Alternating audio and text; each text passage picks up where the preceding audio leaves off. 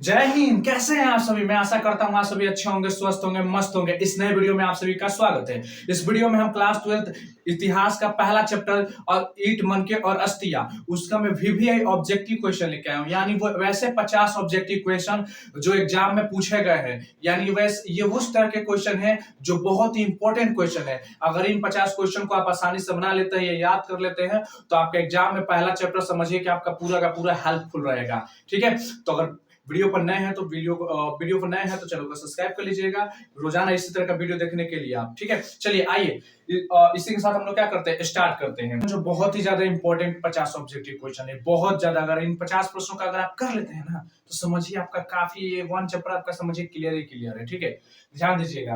वैसे क्वेश्चन जो बार बार पूछे गए हैं ये उस टाइप के क्वेश्चन है जो एग्जाम में बार बार रिपीट किए गए क्वेश्चन है। ठीक है, अच्छे से समझिएगा। ठीक है, देखिएगा कि पहला क्लास 12, ठीक है, ये आपका यहाँ पर लिखा है क्लास 12 ईट, मनके और अस्तिया चैप्टर का नाम हो गया। ठीक है, ठीक है। अगर आप चैनल पर नए हो तो चैनल को सब्सक्राइब कर लीजिएगा अगर इसी तरह का हमेशा वीडियो देखना चाहते हैं तो क्लास 12 से क्लास 11 से रिलेटेड। ठीक है, ठीक है। चलिए हम लोग आइए स्टार्ट करते हैं। पहले क्वेश्चन से हम लोग बिना विलंब करते हुए आराम से अपना चलेंगे, ध्यान दीजिएगा।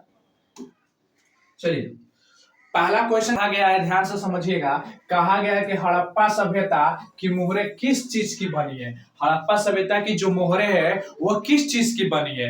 तो याद रखिएगा उस समय क्या होता था, एक सेल खड़ी नाम का पत्थर पाया जाता था। उस समय क्या पाया जाता था जी? सेल खड़ी नाम का एक पत्थर पाया जाता था। तो इसलिए याद रखिएगा लोहा तो उस समय था नहीं। पहली बात, उस समय लोहा का उपयोग होता ही नहीं था, लोह युग था ही नहीं। लोहा तो इसके बाद आया था, हड़प्पा सभ्यता के बाद। ठीक है, कि लोहा आ चुका था नहीं, तो लोहा था नहीं। तांबा तो था भाई, लेकिन तांबा का बन नहीं रहा था। ठीक है, उसको कांसा युग, कांसा था इसलिए कांसा का युग भी कहा जाता है इससे। ठीक है, लेकिन याद रखिएगा आप मालूम है क्या गलती करके आ जाएंगे एग्जाम में, आप लोग कहीं ये टिक मत मार देंगे कांसा, क्योंकि कांस्य युगीन सभ्यता थी तो कांसा का बनता होगा, आप यही टिक मार के चले आते हैं। इसलिए क्या हो जाता है आपका गलत रहता है। ये आपको दिमाग में रहता है कि कांसा कांसा कांस्य युगीन सभ्यता तो कांसा का ही ना बनेगा। नहीं नहीं नहीं नहीं नहीं नहीं, ये नहीं होता। तांबा और टीन के मिलकर के कांसा बनता है, वो नहीं होगा।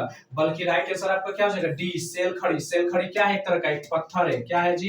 एक पत्थर है। ठीक है, सेल खड़ी क्या है? पत्थर है। क्लियर? तो इसका राइट आंसर क्या हो जाएगा? सेल खड़ी हो जाएगा इसका राइट आंसर। क्लियर? चलिए सेकंड प्रश्न की तरफ चलते हैं हम लोग। सेकंड नंबर प्रश्न में ध्यान दीजिएगा। दूसरा प्रश्न देखिए क्या कहा गया है। दूसरा प्रश्न ध्यान दीजिएगा। दूसरा क्या कहा गया है कि बनावली किस राज्य में स्थित है।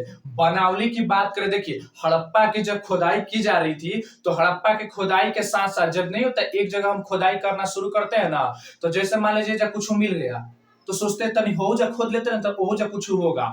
उसके अगल बगल के क्षेत्रों को भी धीरे धीरे हम क्या करना शुरू कर देते हैं? खुदाई करना शुरू कर देते हैं। क्यों? क्योंकि हमें लगता है कि यहाँ पर कुछ मिला है तो इसके अगल बगल भी कुछ मिल सकता है। वैसे ही खुदाई करते करते जब हड़प्पा की खुदाई के अगल बगल के क्षेत्र में खुदाई हो रही थी तो उसी के अगल बगल क्षेत्र में क्या आ गया था? बनावली। ठीक है, बनावली भी एक जगह है जहां पर खुदाई करते हुए बहुत सारी चीजें मिली है। ठीक है, और ये किस राज्य में आता है? बहुत इंपॉर्टेंट है, याद रखिए। किस राज्य में आता है जी? तो यह क्या हरियाणा में, कि पंजाब में, गुजरात की, महाराष्ट्र? तो याद रखिएगा कहां पर जाता है? हरियाणा में। किधर मिलेगा आपको? हरियाणा में मिलेगा। ओके, हरियाणा के क्षेत्र में मिलेगा आपको। ठीक है, चलिए तीसरा नंबर प्रश्न की तरफ चलते हैं। तीसरा प्रश्न देखिए क्या कह रहा है हम लोग का। थर्ड नंबर क्वेश्चन है जी। थर्ड नंबर क्वेश्चन कहा गया, ध्यान से समझिएगा। तीसरा क्वेश्चन कहा गया है कि लोथल किस नदी के किनारे स्थित है। ये बहुत बड़े बड़े एग्जाम में पूछा जाता है, जबकि आपका 12th का एग्जाम है उसमें तो पूछ ही रहा है। आप बड़े बड़े कंपटीशन के एग्जाम देने जाएंगे ना, उन सब में पूछता है, या बिहार पुलिस हो या यूपी पुलिस हो या किसी भी तरह का अगर कॉम्पिटिटिव एग्जाम है, अगर आप आगे चल के तैयारी करते हैं तो आपको ये सब मिलेगा जब आप हड़प्पा सभ्यता पढ़ेंगे। ठीक है, कंफर्म में मेरा बात याद रखिएगा, आपको कहीं ना कहीं मिलेगा। तो लोथल किस नदी के किनारे स्थित है? ठीक है, लोथल किस नदी के किनारे स्थित है? ध्यान दीजिएगा। लोथल जो है ना वो गुजरात में। कहां है जी? गुजरात। ठीक है, गुजरात में। तो याद रखिएगा वहां पर कौन सी नदी होगी? तो सिंधु तो होगी नहीं क्योंकि ये मोहनजोदड़ो के पास होती है, ये भी नहीं होगा। ये रावी नदी भी नहीं होगा। ठीक है, क्योंकि यह क्यों नहीं होगा? क्योंकि ये सिंधु और रावी ये दोनों हड़प्पा या मोहनजोदड़ो के आसपास है। लेकिन भोगवा नदी होगा। कौन सा नदी होगा हमारा? भोगवा नदी। याद रखिए कौन सा नदी होगा? भोगवा नदी। कौन सा नदी? भोगवा। भोगवा जो नदी है ना, यही नदी जो है लोथल के लोथल लोथल किस नदी का स्थित है, याद रखिएगा भोगवा नदी। क्लियर रखिएगा, आप मत मार दीजिएगा सिंधु नदी, आप मत मार दीजिएगा रावी नदी, ये गलत हो जाएगा, आप हटा दीजिएगा। चौथा क्वेश्चन क्या कर रहा है मालूम है जी? चौथा क्वेश्चन कर रहा है कि सिंधु घाटी के निवासियों को किस धातु का ज्ञान नहीं था। पहली बात आप ध्यान दीजिएगा, ओ बरा के समय में देखिए, जब शुरुआत की बात कर रहे हैं, शुरुआत की बात कर रहे हैं हम लोग, तो आपको ये ध्यान देना होगा कि किस चीज का उनको ज्ञान नहीं था, वो किस चीज का ज्ञानी नहीं था, वो किस चीज को नहीं जानते थे, ठीक है, उनको किस चीज का नॉलेज अच्छे से नहीं था। तो याद रखिएगा, सोना का तो कहा जा सकता है, चांदी का कहा जा सकता है, तांबा का, ये हो जाएगा लोहा का। लोहा का उनको अच्छी तरह से क्या था, ज्ञान नहीं था। लोहा का उनको अच्छी तरह से क्या नहीं था, ज्ञान नहीं था, याद रखिएगा लोहा। क्लियर आएगा तो आप लोहा मार दीजिएगा, आपका याद हो जाएगा धातु, ठीक है। आगे चलते हैं, 5 नंबर देखिए क्वेश्चन क्या कहा गया, थोड़ा पढ़ लेते हैं ऑप्शन के साथ, कि हड़प्पा सभ्यता किस युग की सभ्यता है। हड़प्पा की जो सभ्यता है ना, वो किस युग की सभ्यता है, समझिएगा। हड़प्पा की सभ्यता जो किस युग की सभ्यता है, तो ध्यान दीजिएगा, यहाँ पर ऑप्शन दिया है, एक दिया पूर्व पाषाण काल, पूर्व पाषाण युग, उसका देखिए ऑप्शन और भी सारे हैं इसमें, नव पाषाण युग, कांस्य युग, लोह युग। तो बताइए किस युग क्या है, कांसे के समय का है। किस समय का है जी, कांसा युग के समय का है।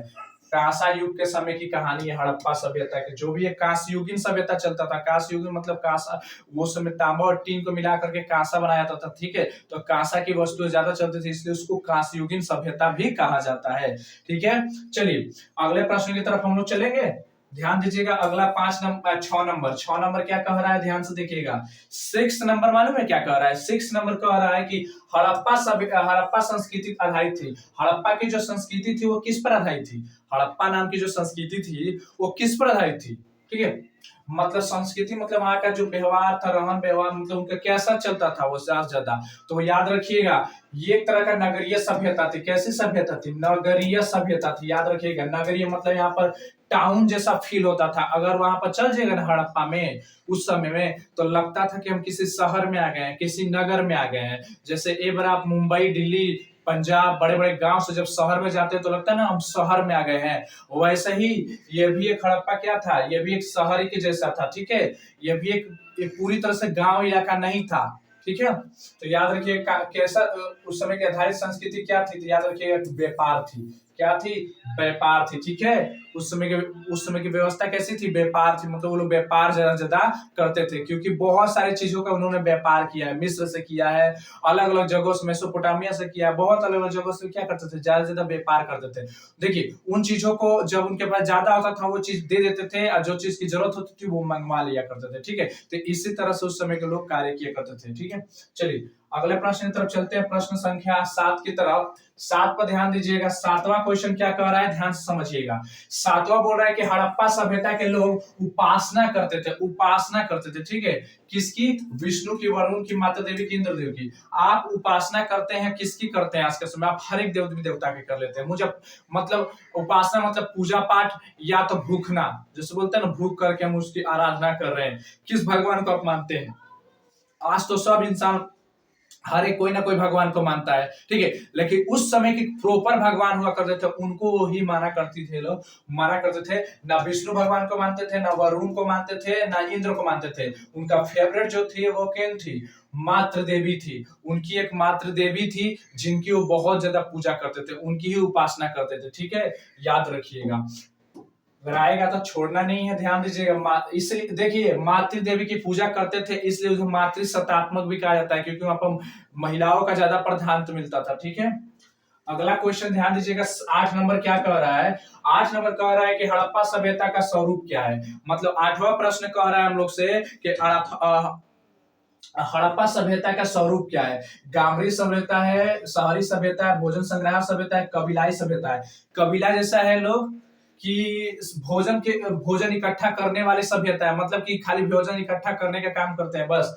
या ग्राम वाला सभ्यता या शहरी। तो मैंने बताया था कि उस समय के जमाने में जो आज समय हम लोग शहरों में जाकर के देखते हैं ना, एक एक टाइप का बिल्डिंग, एक एक टाइप का घर, चौराहा, मतलब घर के चारों तरफ से समकोण टाइप से रोड, मतलब देखिए हेंग वाला देखते हैं ना, हेउजा घरे हेउजा घरे हेउजा घरे हेनऊ घरे हेनऊ घरे हेनऊ घरे, फिर है बीच में रोड हो गया, हाई रोड हो गया, फिर है ऐसा, फिर है देखिए हाइयो रोड हो गया, हाई रोड है, ठीक है, हेउजा घर हेउजा घर हेउजा घर हेउजा घर हेउजा घर, फिर हाइयो हाइयो घर हाइयो घर हाइयो घर हाइयो घर हाइयो रोड है, ठीक है, फिर उसका सहेने हाइयो घर है हाइयो घर घर है, फिर है नऊ घर है घर है घर घर है, हाई रोड है। तो देखिए समकोण जैसा रोड दिख रहा है एकदम चौकोर, इधर भी घर इधर भी घर इधर भी घर इधर भी घर, और ये देखिए सबके सब भाई जो रंगे हैं, देखिए ये जो रंग रहे ना, ये देखिए ये वाला जो हिस्सा, ये सबके सब क्या है, ये जो सबके सब रोड वाला हिस्सा, देखिए कितना चौकोर टाइप सा लगता है घर, एकदम एक साइज का। तो उस समय था, हड़प्पा में ऐसी व्यवस्था थी कि उस समय जो देख करके लगता था नहीं, ग्रामीण वाले लोग नहीं रहते हैं यहाँ पर, शहरीकरण वाले लोग रहते हैं,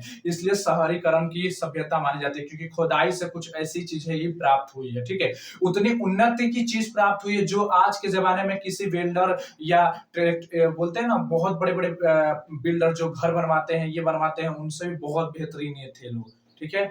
आज से बहुत साल पहले की बात है, ठीक है, 2500 से लेकर के मतलब 1750 ईसा पूर्व के पहले के उधर की घटना है, सारे का सारा याद रखिएगा, मतलब ईसा मसीह के जन्म की पहले की सारी घटनाएं, ठीक है। अगर आज से लगभग जोड़ा जाए तो 5000 साल पहले जोड़ लीजिए, लगभग में 4500 वर्ष पहले की घटना है ये सब, ठीक है। उतना समय 4500 वर्ष पुराना जाइएगा ना, अगर आप जाना चाहते हैं तो 4500 साल पीछे जाइएगा ना, तब आप उस दुनिया में चले जाइएगा, इसकी दुनिया में कहा जाता है ऐसा, ठीक है, ठीक है। उसके बाद आगे चलिएगा, आगे आगे उसके बाद अगला क्वेश्चन 9 नंबर देखिए क्या कह रहा है। 9 नंबर ये कह रहा है जी कि हड़प्पा सभ्यता का सबसे बड़ा नगर कौन है, हड़प्पा सभ्यता का सबसे बड़ा नगर कौन है, याद रखिएगा, हड़प्पा सभ्यता का सबसे बड़ा नगर कौन है, हड़प्पा सभ्यता का सबसे बड़ा नगर कौन है जी, तो याद रखिएगा हड़प्पा सभ्यता का सबसे बड़ा नगर हड़प्पा होगा, मोहनजोदड़ो, कालीबंगा, लोथल, इन चारों में से सबसे बड़ा नगर कौन लगता है आपको, बताइए। याद रखिएगा सबसे बड़ा नगर जो था ये था मोहनजोदड़ो, क्योंकि मोहनजोदड़ो को ही मेन जगह माना जाता था, मेन मेन समझते हैं ना, जहां से व्यापार का आदान प्रदान ज्यादा होता था। ये थोड़ा सा, ये जो हड़प्पा वाला जगह था ये थोड़ा सा ग्रामीण इलाका पकड़ लेता था, थोड़ा सा कहते हैं इतिहासकार, क्योंकि हम लोग तो आंखों से देखे नहीं है, जो इतिहासकार बताते हैं उन्हीं की बातों को मानते हैं, जो स्रोत मिली उन्हीं से मानते हैं। तो कुछ इतिहासकार हमें ये बतलाते हैं कि ये जो हड़प्पा था कुछ थोड़ा सा इलाका थोड़ा इसका ग्रामीण था, ठीक है, लेकिन जो ये जितना भी व्यापार का काम होता था, जितना भी बिजनेस वगैरह काम होता था, वो करते थे मोहनजोदड़ो में रह करके, क्योंकि वहां पर कुछ ज्यादा ही तरक्की वाली बात मिलती थी, वहां पर कुछ अलग देखने को मिलता था, ठीक है, बाजार सबसे ज्यादा मोहनजोदड़ो में लगता था, ठीक है। ओके चलिए आगे चलते हैं अगला क्वेश्चन की तरफ। 10 नंबर क्वेश्चन के सारे के सारे पूछे गए क्वेश्चन है, याद रखिएगा, सब बार बार रिपीटेड क्वेश्चन है, ये पिछले एग्जाम जितने भी हो उन सब में रिपीटेड क्वेश्चन है आपके, याद रखिएगा।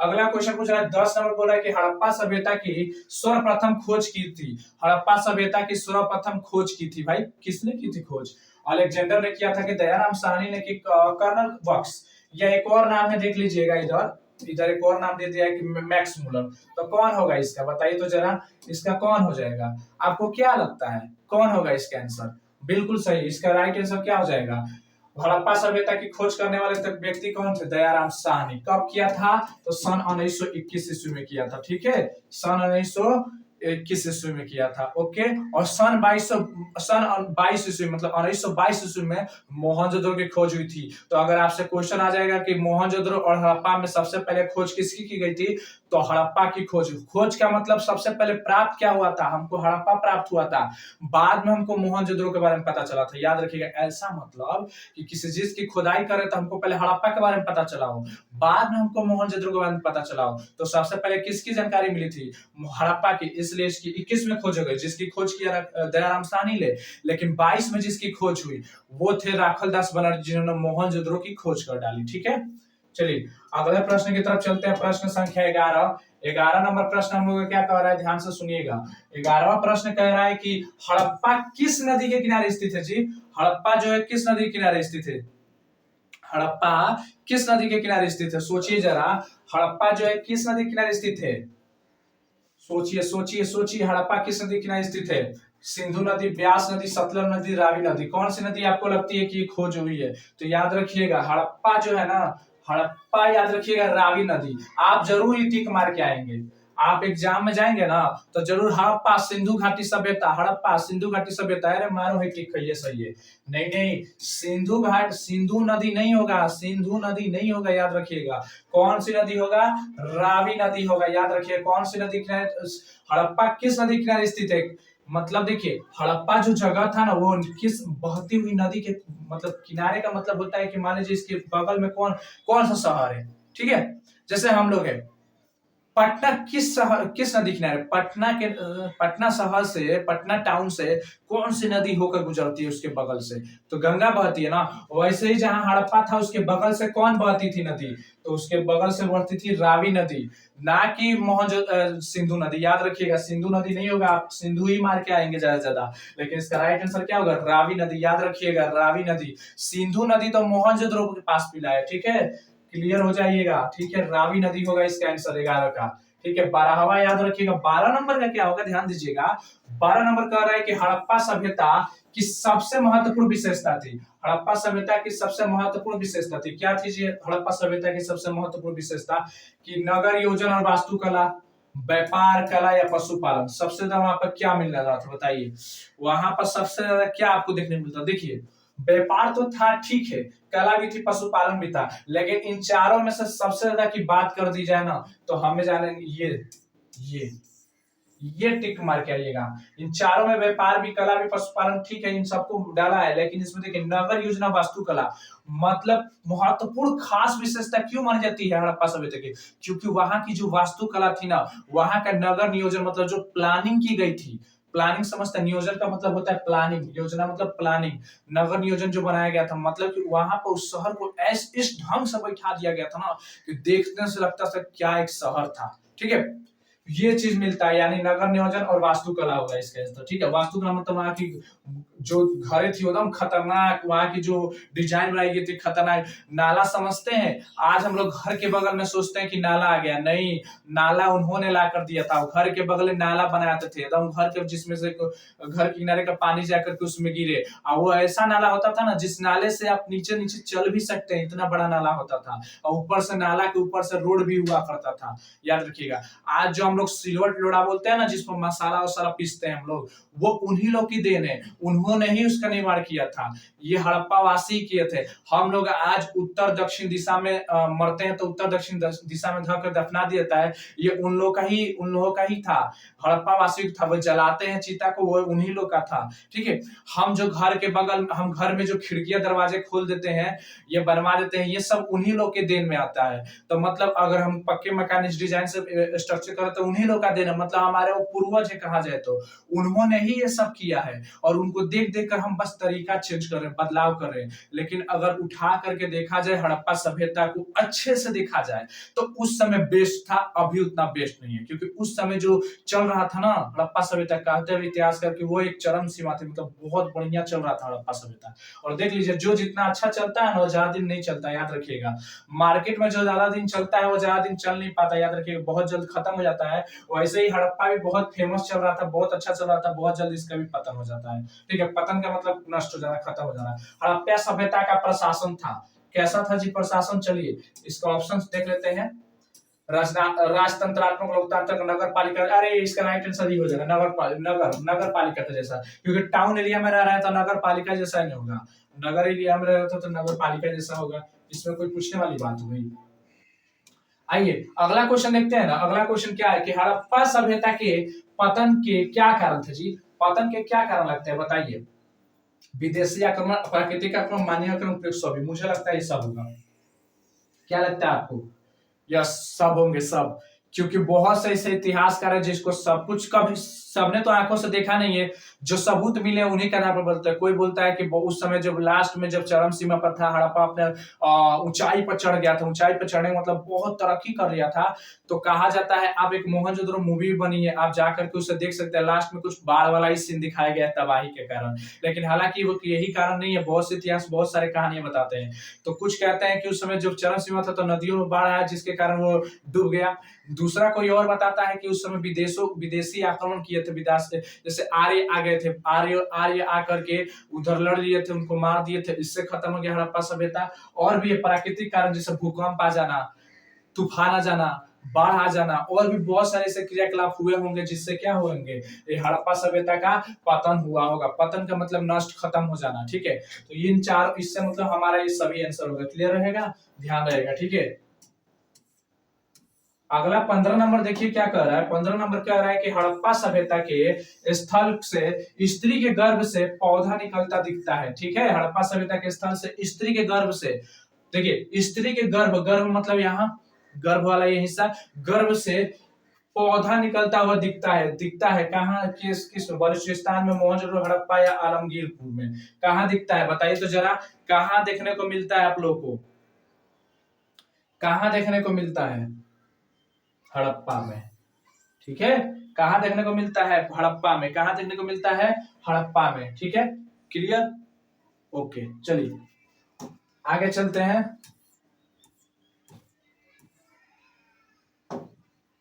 16 नंबर ध्यान दीजिएगा, बोला जा रहा है कि सिंधु घाटी सभ्यता के स्थलों में सर्वप्रथम उद्गम स्थल देंगे। इसका आंसर क्या होगा? सिंधु घाटी सभ्यता के स्थलों में सर्वप्रथम किस स्थल का उद्गम स्थल था? हड़प्पा, मोहनजोदड़ो, इन चारों में सिंधु घाटी सभ्यता के स्थलों में सर्वप्रथम किस स्थल का उत्खनन हुआ था? सबसे पहले किस जगह खोज हुआ था? हड़प्पा के खोज हुआ था, इसीलिए इसको हड़प्पा सभ्यता कहा जाता है। और आपके एग्जाम में याद रखिएगा, 2 मार्क्स के लिए वीवीआई टॉपिक, एकदम वीवीआई टॉपिक, एक क्वेश्चन पूछता है कि हड़प्पा सभ्यता, हड़प्पा जो नाम है वो क्यों पड़ा था? हम हड़प्पा सभ्यता को हड़प्पा ही नाम क्यों दिए थे? हम हड़प्पा ही क्यों बोलते हैं? हड़प्पा सभ्यता को हड़प्पा सभ्यता ही क्यों कहा जाता है? क्यों कहा जाता है?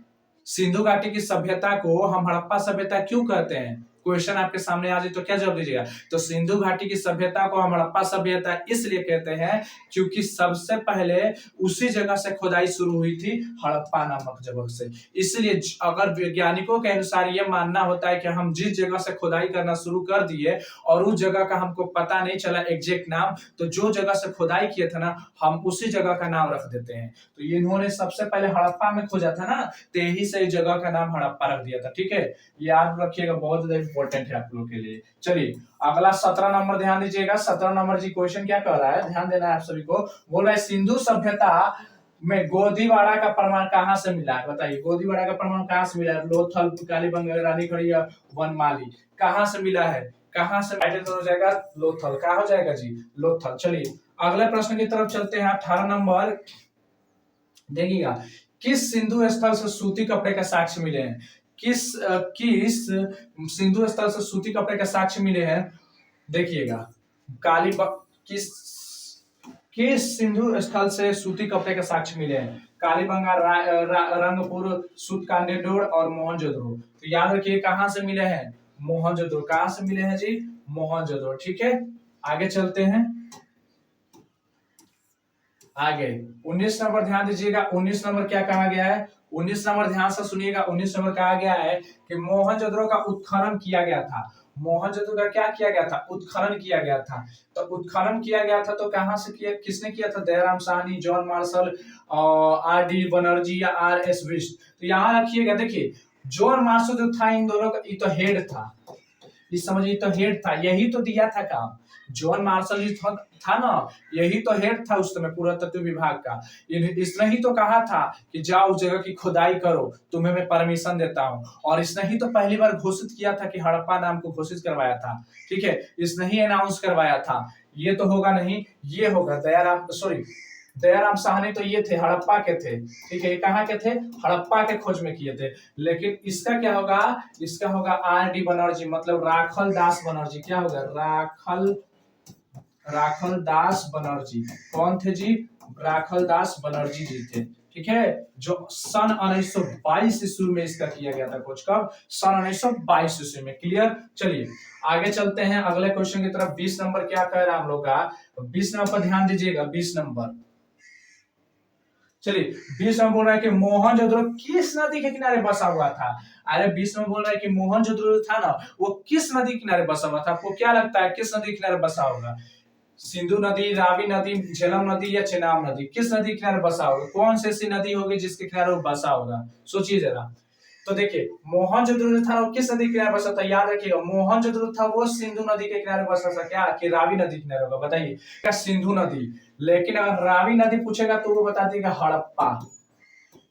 हड़प्पा हड़प्पा जो था ना वो रावी नदी किनारे था, लेकिन जो सिंधु था सिंधु नदी किनारे मोहनजोदड़ो था। ठीक है, याद रखिएगा, कंफ्यूज मत हो जाइएगा। ठीक है, एग्जाम में इससे बहुत अच्छा पूछता है क्वेश्चन। ठीक है, आप आप अगर थोड़ा बहुत इधर उधर करते हैं तो आपका आराम से 1 नंबर चला जाएगा, इसलिए ध्यान से समझ के बनाइएगा।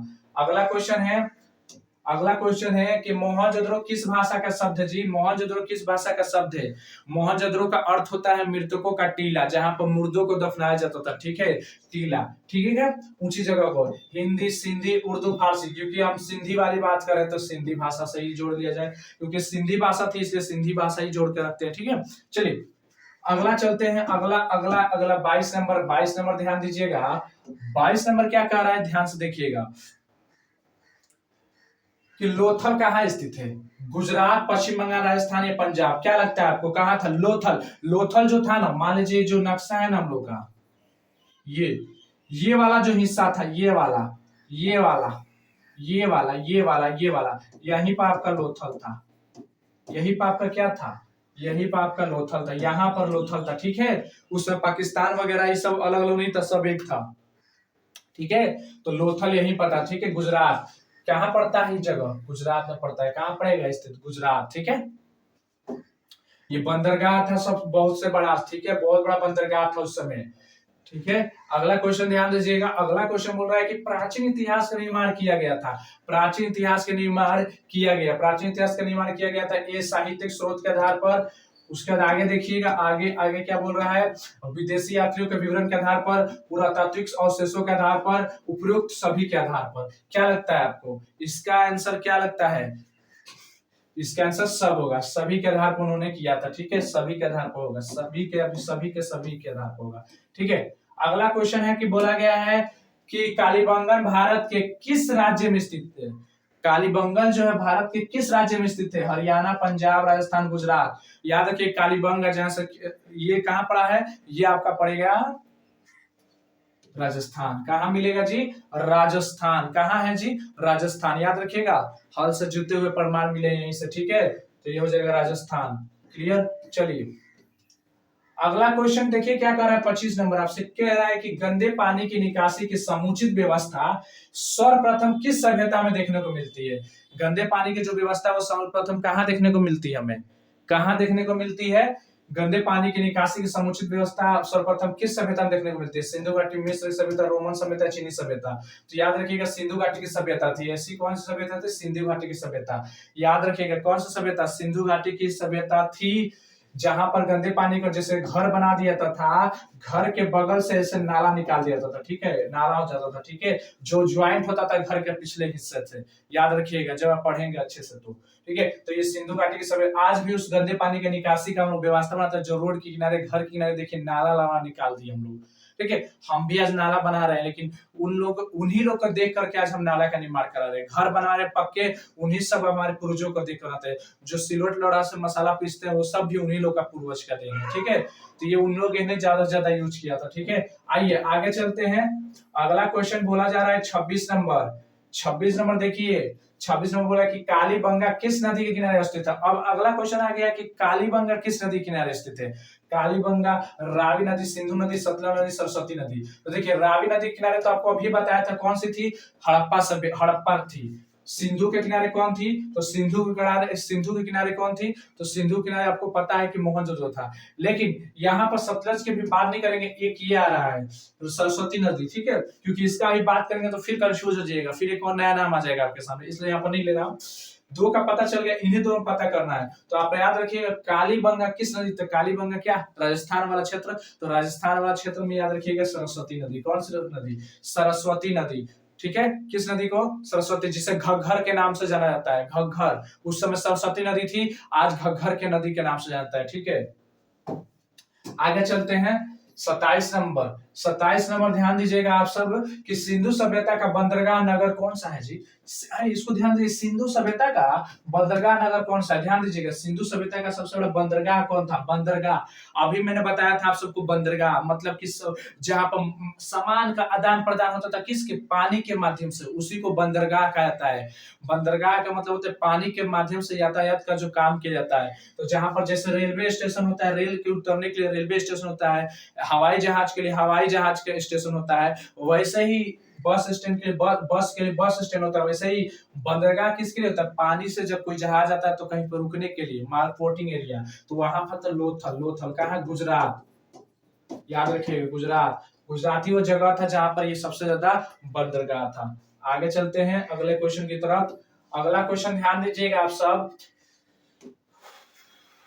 अगला क्वेश्चन बोला कि सिंधु सभ्यता में नर्तकी की मूर्ति कहाँ है, नर्तकी वाली मूर्ति जो नाचती हुई मूर्ति मिली है मोहनजोदड़ो हड़प्पा कोटक दीजिए और रानीगढ़ी राखीगढ़ी। तो याद रखिएगा मोहनजोदड़ो होगा इसका राइट आंसर क्या होगा, मोहनजोदड़ो। नाचती हुई नृत्य करती हुई मूर्ति मिली है, जो कांसा की मूर्ति मिली है वो किसकी मिली है, मोहनजोदड़ो में मिली है। ठीक है, एक महिला की नर्तकी को हुई नाचती हुई महिला की मूर्ति मिली है, याद रखिएगा वो मोहनजोदड़ो में मिली हुई है। ठीक है, आगे चलते हैं जी। अगला क्वेश्चन पर ध्यान दीजिएगा। अगला क्वेश्चन क्या कह रहा है हम लोग का, अगला क्वेश्चन कह रहा है 29 नंबर के, सिंधु सभ्यता का किस देश के साथ व्यापारिक संबंध नहीं था, मतलब व्यापार से दृष्टिकोण से कौन सा ऐसा मतलब देश था जिससे इससे व्यापार नहीं होता था। तो याद रखिए मेसोपोटामिया की सभ्यता, मिस्र की सभ्यता और चीन की सभ्यता। देखिएगा मान लीजिए भारत का जो हिस्सा हो गया इधर की तरफ तो था हड़प्पा, ठीक है, हड़प्पा इधर ही की तरफ था, क्लियर। देखिए इधर से इधर ही, इधर जो था इधर मिस्र की सभ्यता थी, इधर ही मेसोपोटामिया की भी सभ्यता थी। ठीक है, ये सऊदी अरब की उधर की बात कर रहे हैं, ठीक है, इधर था। लेकिन चीन तो आपको पता है कि चीन इधर पड़ता है, तो चीन की एक सभ्यता इधर थी, ठीक है, चीन। लेकिन उस समय के लोगों को पता नहीं था कि चीन की भी सभ्यता है, उतना ज्यादा नॉलेज नहीं हो पाया था, इसलिए नहीं नॉलेज हो पाया था। ये तो हमारे इतिहासकार है जो ज्यादा ज्यादा उसको पकड़ पाया, तो उतना ज्यादा नॉलेज नहीं था, मतलब हर एक चीज का नहीं होता था, लेकिन इतना था कि उनको पता कुछ ना कुछ का व्यापार हल्का फुल्का हो जाया करता था। नॉर्मल बात करें तो नॉर्मल देखिए, ध्यान से ध्यान दीजिएगा कि उस समय सबसे ज्यादा किस जगह को नहीं जानता कि उस समय जो था ना ये चीन जो था, चीन ये पहाड़ों से घिरा हुआ था। किससे घिरा हुआ था, पहाड़ों से घिरा हुआ था। ऊंचे ऊंचे पहाड़ हुआ करते थे। तो मान लीजिए आपके घर के बगल से ऊंचे ऊंचे पहाड़ आ जाए, सोच लीजिए, तो अब बताइए अब उस पहाड़ के उस पर क्या हो रहा है आपको क्या पता, अब कुछ पता चलेगा, आपके घर के आगे से ऊंचा ऊंचा पहाड़ है, नहीं पता चलेगा। तो उसी तरह से उस समय क्या होता था कि यहाँ पर जो सभ्यता था उसके इधर बहुत ऊंचे से पहाड़ थे, उसके पीछे चीन की सभ्यता पनप रही थी। वो चीन नदी के पास, नदी का नाम याद नहीं आ रहा मुझे, उसी नदी के पास वो चीन की एक नदी है, उसी नदी के पास एक कबीला जो था, एक जगह था, वहां पर लोग क्या हो रहे थे, पनप रहे थे, अपनी सभ्यता को बढ़ा रहे थे। तो इसी के साथ ये संबंध नहीं था इन लोगों का, ठीक है, याद रखिएगा, बाकी सबके साथ था, इसलिए चीन की सभ्यता बिल्कुल नहीं होगी, चीन के लोग के साथ संबंध नहीं था। क्लियर, समझ लिया। अब चलिए 30 नंबर कह रहा है कि 30 नंबर देखिए क्या क्वेश्चन कह रहा है। 30 नंबर कह रहा है कि सिंधु वासियों के प्रमुख देवता कौन थे। अब सिंधु वासियों के प्रमुख देवता किस कौन थे जी, जो सिंधु वासी थे उनका प्रमुख देवता कौन थे, प्रमुख मुख्य देवता किसे मानते थे वो, इंद्र को, विष्णु को, पशुपति महादेव को या गणेश को, किसको सबसे बड़ा अपना देवता मानते थे, किसको मानते थे वो। तो याद रखिएगा अपना देवता जो मानते थे पशुपति महादेव को मानते थे, ठीक है। उनको वहां पर एक टूटा हुआ टाइप से मिला था, ठीक है, खुदाई के दौरान मिला है, ठीक है, महादेव वाला, ठीक है, रुद्रदेव का। आगे चलते हैं 31 नंबर। 31 नंबर देखिए ध्यान से, 31 नंबर क्या कहा गया है कि सिंधु घाटी सभ्यता का कौन सा स्थान मृतकों का टीला के रूप में जाना जाता है, कौन सा जगह मृतकों का टीला के रूप में जाना जाता है, कौन सा बताइए तो जरा, इनसे कौन सा जाना जाता है, कौन सा जाना जाता है, सिंधु घाटी सभ्यता का कौन सा स्थान मृतकों का टीला के रूप में जाता है, हड़प्पा, मोहनजोदड़ो या कालीबंगा, कौन होगा बताइए जरा, कौन होगा जो मृतकों का टीला, अरे मोहनजोदड़ो होगा, कौन होगा, मुंह से मृत्यु तो मुंह से मोहनजोदड़ो, याद रखिएगा। मृतकों का टीला मतलब जहां दफनाए जाने का काम होता था वो मोहनजोदड़ो में होता था, याद रखिएगा उस समय। क्योंकि हम ऐसा क्यों कह रहे हैं, आप बोले कि सर आप ऐसा क्यों कह रहे हैं कि मोहनजोदड़ो में ही मिलता था मृतकों का टीला, क्योंकि वहां पर खुदाई करने से हमको ज्यादा से ज्यादा मृत अवशेष मिले हैं, इसलिए, ठीक है, इसलिए हम वहां पर बात कर रहे हैं, ठीक है। अगला क्वेश्चन है 32 नंबर क्वेश्चन। क्या कह रहा है हम लोग का 32 नंबर क्वेश्चन कह रहा है कि सिंधु घाटी सभ्यता का कौन सा स्थल सिंधु का बाग कहा जाता है? किसको हम सिंधु का बाग कहा जाएंगे? ये क्या हो जाएगा? मोहनजोदड़ो। ठीक है, सिंध का बाग बाग किसको कहा जाता है? मोहनजोदड़ो को कहा जाता है। ठीक है, अगला क्वेश्चन पर चलते हैं। अगला क्वेश्चन ध्यान दीजिएगा। अगला क्वेश्चन क्या कह रहा है? कह रहा है कि सिंधु सभ्यता में समाज का स्वरूप क्या था? सिंधु सभ्यता में समाज का स्वरूप क्या था? माता यही मारी ना, मातृसत्तात्मक। क्लियर रखिए, मातृसत्ता, क्योंकि मातृ देवी की पूजा होती थी, इसलिए मातृसत्तात्मक याद रखिएगा। लेडीज का यहाँ पर वर्चस्व होता है। ठीक है, क्लियर। यहां से पुरोहित का भी मिला है, एक पंडित जी का भी मिला है, पुरोहित को मिला है। ठीक है, जिसको जो कहते हैं मेसोपोटामिया के लोग कि ये पुरोहित हमारे यहाँ होते थे, क्योंकि वहां पर प्रतिशतात्मक चलता है। ठीक है, और बोलता था कि हमारे ही लोग आकर यहाँ पर बसते थे। अब अगला क्वेश्चन देखिएगा। अगला क्वेश्चन क्या कह रहा है? 34 में सिंधु घाटी सभ्यता किसके समकालीन नहीं मानी जाती थी? किसके समकालीन नहीं मानी जाती थी? तो चीन की सभ्यता, मिस्र की सभ्यता, मेसोपोटामिया सभ्यता, क्रीट की सभ्यता। इसकी सभ्यता नहीं मानी जाती थी। क्यों? याद देखिएगा, चीन की सभ्यता से संबंध तो था नहीं, लेकिन देखिए था ना कहीं पर, उसी के दौरान था। देखिए, हमको नहीं पता है कि पेपर, मान लीजिए मैं एग्जाम देने जा रहा हूं, तो मुझको तो नहीं पता है कि मेरे पेपर में एग्जाम में क्या आएगा, लेकिन मेरे जो शिक्षक है वो तो जानते हैं पेपर को, तो वो तो देखे हैं, तो उनको तो पता है कि क्या क्या क्वेश्चन है, क्या क्या क्वेश्चन रहने वाला, तो उनको पता है, लेकिन मुझको नहीं पता है। उनको पता है कि एक और मेरा दोस्त है जो मेरी तरह सेम टू सेम पढ़ने में है, मेरी तरह सब टू सेम टू, लेकिन मुझे नहीं पता है।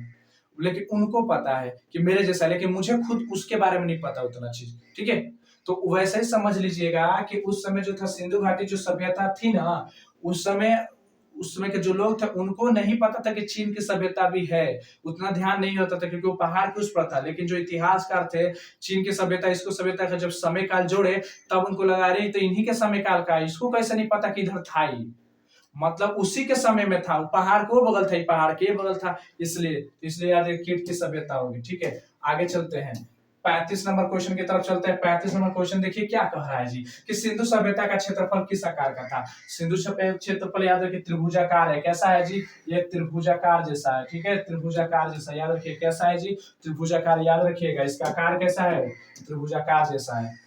आगे देखिएगा, अगला क्वेश्चन है, किस सिंधु स्थल से महिला और पुरुष को एक साथ दफनाया गया था? वो रोपड़ था। ठीक है, रोपड़ ऐसा जगह है जहां से क्या होता है, महिला और पुरुष को एक साथ दफनाया गया था, उसका अवशेष मिले हैं। ठीक है, अगला क्वेश्चन चलते हैं। अगला क्वेश्चन पर ध्यान दीजिएगा। अगला क्वेश्चन क्या कह रहा है कि सिंधु घाटी सभ्यता में विशाल स्नानागार के अवशेष कहां से प्राप्त हुए हैं? विशाल स्नानागार के अवशेष कहां से प्राप्त हुए हैं? तो ध्यान दीजिएगा, हड़प्पा, मोहनजोदड़ो, कालीबंगा, लोथल, इन चारों में से आंसर क्या होगा? सिंधु घाटी सभ्यता में विशाल स्नानागार, स्नानागार मतलब नहाने के लिए बहुत बड़ा स्नानागार है, और वो अभी कहाँ मिलेगा आपको? वो आपको मिलेगा गुजरात में। गुजरात गुजरात गुजरात कहाँ? तो लोथल हो जाएगा। कहाँ मिलेगा? ये हो जाएगा। नहीं नहीं नहीं नहीं नहीं नहीं नहीं, गलत हो रहा है, गलत हो रहा है, गलत हो रहा है। क्या हो जाएगा? मोहनजोदड़ो। कहाँ हो जाएगा? मोहनजोदड़ो। ठीक है, स्नानागार जो सबसे ज्यादा प्राप्त हुआ, कहाँ प्राप्त हुआ? मोहनजोदड़ो में। ठीक है, आगे चलते हैं। अगला बोला कि सिंधु घाटी सभ्यता की जुड़वा राजधानी थी। जुड़वा राजधानी थी, किसको मानते थे भाई जुड़वा राजधानी? तो कौन होगा ऑप्शन में बताइए तो जरा। ये तो याद रखिएगा, हड़प्पा और मोहनजोदड़ो को जुड़वा राजधानी माना था। ठीक है, चलिए अगले क्वेश्चन पे चलते हैं। अगला क्वेश्चन 39 नंबर, ध्यान दीजिएगा। और 39 नंबर क्या कह रहा है कि राखल दास बनर्जी को मोहनजोदड़ो के अवशेष किस वर्ष प्राप्त मिले? राखल दास बनर्जी तो 22 में मिला था। राखल दास बनर्जी ने मोहनजोदड़ो को न खोजा था, तो मोहनजोदड़ो की खोज 22 में, पहले 21 में किसकी खोज? हड़प्पा की। 22 में किसकी खोज? मोहनजोदड़ो। अगर सोचिए दोनों अगर जॉन मार्शल के संबंध के साथ अगर नहीं खोजबीन करते, इसका पता नहीं लगाते, इसकी कहानी तो चार्ल्स मेसन से ही शुरू हुआ था। चार्ल्स मेसन शुरुआत में आया था, जिसने टीला को देखा। अलेक्जेंडर कनिंघम भी आया, फिर रेलवे लाइन बिछाई जा रही थी कराची से लाहौर, उसके दौरान पता चला था। तो ये सारी घटनाएं हुई है, लेकिन उतना साक्ष्य नहीं मिल पाया था। लेकिन ज्यादा से ज्यादा साक्ष्य जो व्यक्ति आए ना, चार्ल्स क्या कहते हैं, जॉन मार्शल के आता ही उसने दो व्यक्तियों को प्रमोट किया। एक थे राखल दास बनर्जी, एक था दयाराम साहनी। दयाराम साहनी ने हड़प्पा की खोज कर दी, और राखल दास बनर्जी ने खोज कर दी, मतलब उस जगह को खोज करके निकाल दिया, बता दिया कि ये जगह है। ना तो पहले के लोग बोलते थे किसी राजा ने बनाया ऊंचा ऊंचा टीला, ऐसे कुछ बोल दिया करते, लेकिन एग्जैक्ट नहीं बता पाते थे कि क्या है वो, लेकिन यहाँ पर ये दोनों आए, उसके बारे में हकीकत बताया। नहीं बताते तो आज हमको बिल्कुल नहीं पता चलता कि हमारी भी एक पुरानी सभ्यता है। हम तब किसको सबसे पुरानी सभ्यता मानते हैं? मिस्र की सभ्यता, मेसोपोटामिया की सभ्यता, इसी को हम पुराना मानेंगे। अंग्रेजों वाला जो सभ्यता उसी को बेस्ट मानेंगे हम। लेकिन नहीं, हमारी भी सभ्यता थी। सभ्यता मतलब हमारे भी लोग ऐसे थे जो रहन सहन, स्वभाव, संस्कृति, व्यवहार, ये सब हम उन्हीं से लिए हैं। ये उन्हीं लोग पूर्वजों का देन है। ठीक है, आगे चलते हैं। अगला क्वेश्चन है 40 नंबर। 40 नंबर देखिए क्या क्वेश्चन कह रहा है। 40 कह रहा है कि हल के जुते हुए साक्ष्य कहाँ मिले। अब हल के जुते हुए साक्ष्य कहाँ से मिले बताइए तो जरा, क्या लगता है कहाँ से मिले हैं? राजस्थान वाला कालीबंगा, ठीक है, कि हरियाणा वाला कहाँ से होगा? कालीबंगा होगा। ठीक है, चलिए अगला ध्यान दीजिए कि पशुपति महादेव की मुहर में निम्नलिखित में से कौन सा जानवर नहीं पाया जाता है? तो याद रखिएगा, हाथी भी पाया गया था, बाघ भी पाया गया, भैंस भी पाया गया, लेकिन इसमें वही गेंडा इसमें है नहीं पाया गया, शेर नहीं पाया गया, सिंह नहीं मिला है। ठीक है, क्लियर। चलिए अगला क्वेश्चन 42 नंबर क्वेश्चन कह रहा है, ध्यान दीजिएगा, किस स्थान से शतरंज की तरह के खेल के प्रमाण प्राप्त हुए? किस जगह से? तो याद है हड़प्पा, कालीबंगा, मोहनजोदड़ो, लोथल। कौन सा जगह है ऐसा? आखिर वो कौन सा जगह है जहाँ से शतरंज की तरह खेल का प्रमाण प्राप्त हुआ है? किस? लोथल। कौन सा जगह? लोथल। ठीक है, आगे चलते हैं। और राय बहादुर दयाराम साहनी ने कहाँ उत्खनन करवाया था? राय बहादुर दयाराम साहनी, तो दयाराम साहनी जो थे तो वो तो हड़प्पा की खोदाई किए थे ना, हड़प्पा नामक जगह की खोदाई शुरुआत किए थे। ठीक है, हड़प्पा नामक जगह का याद रखिएगा। अगला जो है कि मोहनजोदड़ो की खोज, अगला जो है मोहनजोदड़ो की खोज किसने की थी? मोहनजोदड़ो की जो खोज थी वो किसने किया था? किसने किया था 1922 में? तो मोहनजोदड़ो की खोज राखलदास बनर्जी ने, याद रखिएगा, राखलदास बनर्जी ने। किसने? राखलदास बनर्जी ने। ठीक है, आगे चलते हैं। 45 नंबर ध्यान दीजिए, कालीबंगन किस नदी किनारे है? अब सोचिए कालीबंगन जो किस नदी किनारे है? रावी, सिंधु, सतलज, घग्गर। तो घग्गर होगा, अभी पहले बताया था, लगता है डबल क्वेश्चन रिपीट हो गया है, घग्गर होगा। ठीक है, इसका राइट आंसर क्या होगा? घग्गर। सिंधु घाटी सभ्यता के समकालीन नहीं मानी जाती। सिंधु घाटी सभ्यता के समकालीन नहीं मानी जाती है तो किस? चीन की सभ्यता, मिस्र सभ्यता, मेसोपोटामिया की, ये हो जाती है की सभ्यता। अभी हम बता देते हैं, रिपीट हो रहा है क्वेश्चन। अगला क्वेश्चन की तरफ चलते हैं। 47 नंबर कि निम्नलिखित में से हिंदू देवताओं में से कौन से हिंदू देवताओं के तिथि थे? तो याद रखिए शिव। कौन थे? शिव। कौन थे जी? शिव। ये भी लग रहा है रिपीट क्वेश्चन हो गया है। अगला क्वेश्चन ध्यान दीजिएगा कि हड़प्पा सभ्यता के 100 साल तक किस दिशा में रखकर दफनाया था? किस दिशा में रखकर दफनाया जाते थे? तो नॉर्थ और साउथ, याद रखिएगा, नॉर्थ और साउथ। तो नॉर्थ साउथ ये रहा, सी हो जाएगा इसका आंसर। उत्तर दक्षिण दिशा में घर में ही दफना दिया करते थे। ठीक है, वो ले जाकर के कहीं भी घर के किसी कोना में ले जाकर के उत्तर दक्षिण दिशा में दफना के उसके साथ तांबा का वस्तु, जो भी उनकी आवश्यक की चीजें होती थी, सब रख दिया करते थे। इसलिए खुदाई के दौरान हमें वो चीजें प्राप्त हुई उनके मृत्यु के साथ साथ, उनके कंकाल के साथ साथ। ठीक है, वो मानते थे कि ऊपर जाएंगे तो क्या खाएंगे, उनको देना पड़ेगा ना हमको आहार वार, तो सारा सामान देते थे। हड़प्पा सभ्यता निवासी किसकी पूजा करते थे? मातृ देवी के, मित्र आत्मा के, मातृ देवी की पूजा करते थे। मातृ देवी को सबसे ज्यादा माना करते थे। ठीक है, आइए अगला क्वेश्चन चलते हैं। लास्ट क्वेश्चन जो इसमें क्या बच रहा है, लास्ट क्वेश्चन क्या कर रहा है कि सिंधु घाटी निवासियों को किस धातु का ज्ञान नहीं था? आखिर उनको किस धातु का ज्ञान नहीं था? सोना, चांदी, लोहा, तांबा, किसका ज्ञान नहीं था? लोहा का ज्ञान नहीं था। किसका ज्ञान नहीं था? लोहा का ज्ञान नहीं था। इस तरह से आपके 50 ऑब्जेक्टिव क्वेश्चन हो गए, 50 ऑब्जेक्टिव क्वेश्चन। और ये VVI ऑब्जेक्टिव क्वेश्चन है, बहुत मोस्ट VVI, क्योंकि ये जा रहे के सारे प्रीवियस ईयर में पूछे गए हैं। तो इसे अच्छे से देख लीजिए। अगर आप चैनल पर नए हो तो अगर आपको अच्छा लगा यहाँ तक, इसी तरह का वीडियो आप रोजाना देखना चाहते हैं तो चैनल को सब्सक्राइब कर लीजिएगा, बेल आइकन ऑन कर लीजिएगा। इसी तरह से हम लोग की तैयारी चलती रहेगी 2025 के लिए। जय हिंद, जय भारत।